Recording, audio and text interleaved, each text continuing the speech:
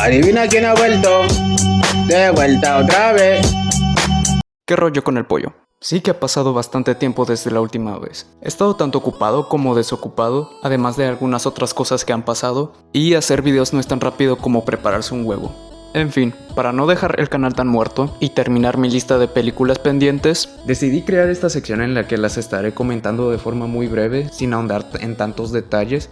Hola, aquí el señor Hamada del futuro para decirles que al del pasado se le olvidó grabar la parte final de la intro, y como al momento de editar el video, hay algo de ruido de fondo decidí usar el locuendo para hacerla y escribir de más para alargar el video. Ahora sí, sin más que decir, continuemos. ¿Qué lo hiciste, Calamardo?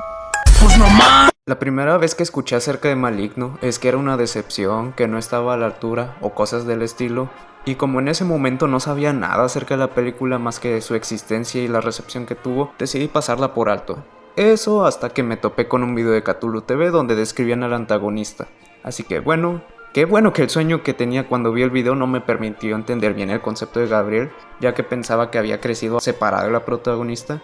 Por lo que durante el filme estuve pensando en cómo se daban los hechos y fue un ejercicio bastante interesante, la verdad. Y ya para el final pude disfrutar de mejor manera pues el plot twist, aún sabiendo lo que Gabriel era.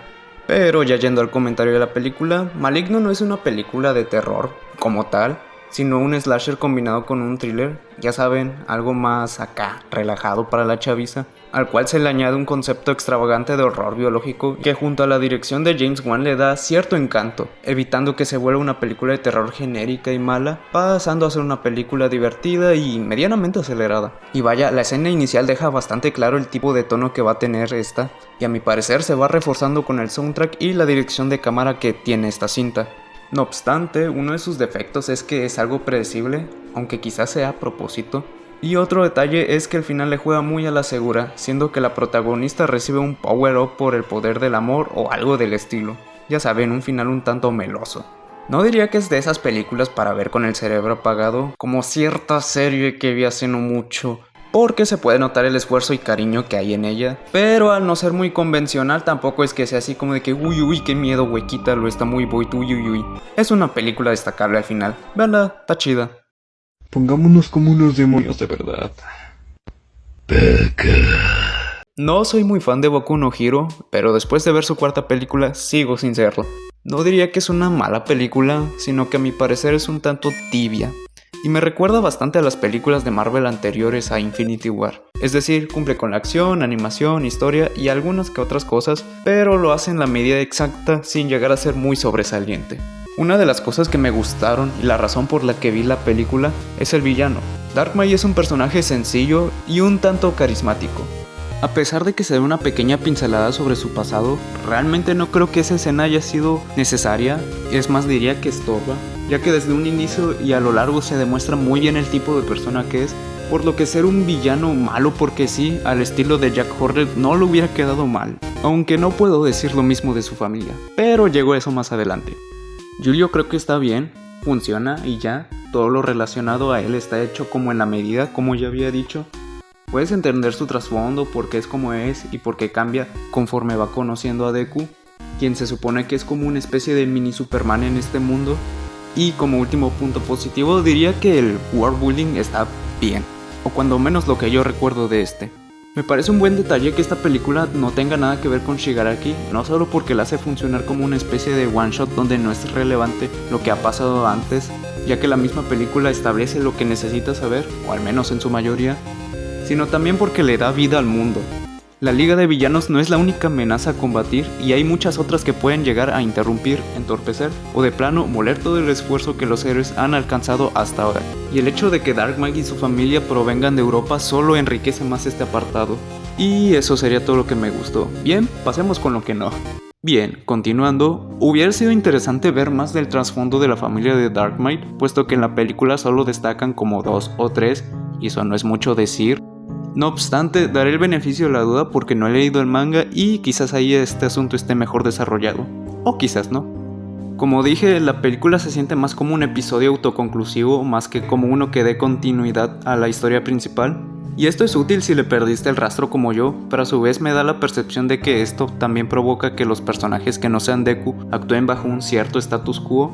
Por ejemplo, para este punto de la historia todos los héroes adolescentes ya están o deberían estar acostumbrados a pelear con terroristas capaces de eliminar la mitad de una ciudad y diezmar a su población en cuestión de minutos. Por ende, ya deberían tener una actitud y conocimiento cercana a la de los héroes profesionales, por lo que cosas como que se les haya escapado un villano porque se les olvidó no encaja tan bien. Pero para ser justos, esto solo es hacia el comienzo. Otra cosa es que la mayoría del grupo protagonista quedan relegados a meros NPCs, aunque esto es más un defecto del formato de película que de la historia en sí.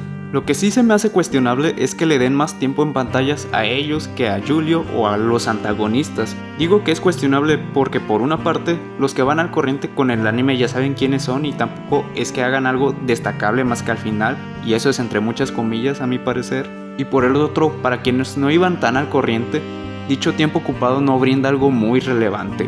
Ya para ir cerrando, honestamente esperaba mucho más de las escenas de acción, ya que tanto en las demás películas como en la serie, la escala de las peleas siempre es un despapalle monumental, así que creí que por la habilidad que tenía Darkmai iba a haber un chingo de destrucción o peleas así bien cabronas, y no es que las que estén sean bien soporíferas, pero creo que pudo haber estado mejor.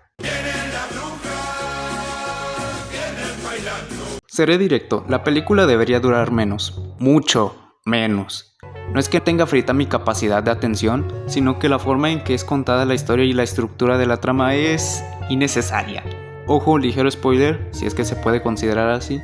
La película está dividida en varias subtramas, que en total son como 4 o 5. Todas estas están conectadas, pero la forma en la que pasamos de una a otra es bastante anticlimática, ya que cuando llegamos o estamos a punto de ver algún avance en la trama en alguna de ellas, la película corta y pasa a contarnos otra subtrama desde el punto de inicio temporal, donde comienza la película, y no en algún lugar cercano al momento cortado.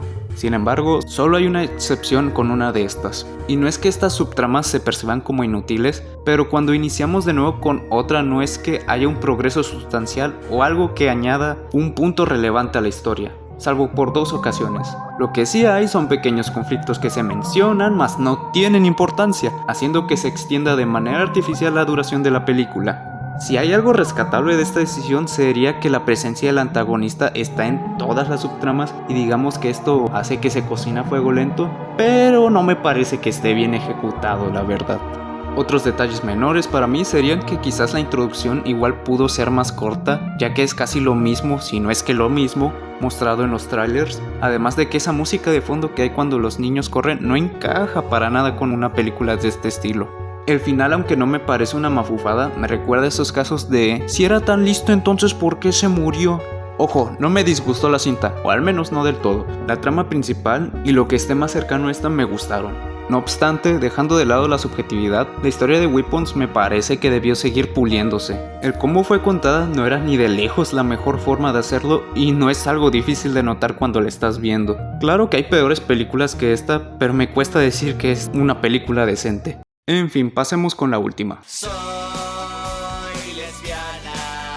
Tenía planeado ver Anamorph, pero como no la encontré en ninguna de mis plataformas de confianza, esto fue lo que encontré. Y debo decir que esperaba un poquito más. No me malentiendan, la película es lo que podrías imaginar de algo con un título así. Es solo que creí que tendría más presupuesto. Por lo demás, es una película estúpida bastante decente, creo. Tiene una introducción excelente, cargada con bastante energía, y desde la cual se nota que, al igual con Maligno, el director se divirtió haciéndola. En todo momento hay movimientos rápidos de cámara que te hacen sentir el ritmo frenético de la cinta, ya que esta en ningún momento se detiene sabiendo lo que es y va directo a ello. También tiene algunas transiciones absurdas y, cuando menos en español, cada que cambian de locación hay una voz en off que acompaña el texto que describe el lugar, algo que para mí sí tiene cierta gracia. Los efectos son baratos, sí, pero la película se regocija de ellos, al punto que, en lugar de sangre, las vampiras expulsan un líquido blanco al ser eliminadas, y este detalle no es pasado por alto. El filme tiene 2 protagonistas que vendrían a ser el arquetipo del elegido y su amigo, pero para ser honestos, es este último el que acapara el foco, sea para bien o para mal. Ya que aunque a mí no me pareció irritante en un primer momento, creo que para algunos sí puede llegar a serlo. Sin embargo, eso va disminuyendo conforme avanza la historia. Si tuviera que decir algo malo al respecto, sería que usa todos sus trucos al principio, lo cual sirve para enganchar, aunque conforme avanza el tiempo estos dejan de tener el mismo efecto, y más porque, cuando menos en mi caso, esperaba que me sorprendieran con otro más.